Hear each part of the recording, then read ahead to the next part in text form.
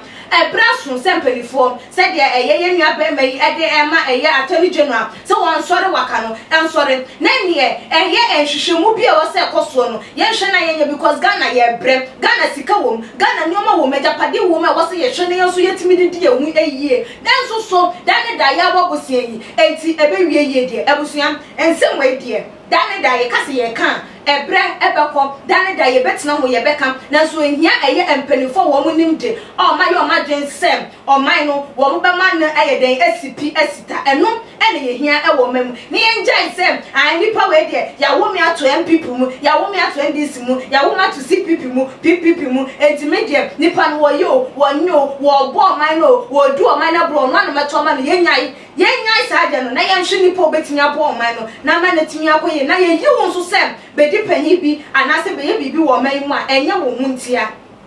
eyo man ni nyina ye na wo bebe ye pesemi nkunya kan hu se emre bi beba wan kasa no wa na wo hu se wadi wan kasa wo ho abro enti eye de captain smart e kan de no kura bi ewo mu na abusuafo mo mamani ena wo na bibia entimi ento ye mfama o man Ghana na timi so etu eye empon aha ene edi dwuma de so wa dwetwe bia betimi de ato edwa ewo too much GH comment section like videos na share ewo all the social media platform aha ena mdi esimidin e de ekwesi kapa makram. The major prophet kum chacha on se me catch was say bomoden na hwe too much GH on se me kan ye nyene bone pa na kase ye pe wo wi ase ya asodin ti na Adam wo hu nyame ye no nyam no wo hu ne ma bi a wo hwehwehwehwe e wo other place ne ade kat won na bomoden na be hwe too much GH be hwe na subscribe bomoden o be hwe pe na wa ye subscribe o subscribe subscribe na subscribe na o subscribe a na wo benya ne yama papa a wo pe ahwe nyame shira na ura too much GH we boy wate shout out to your fans and everybody who is watching too much GH.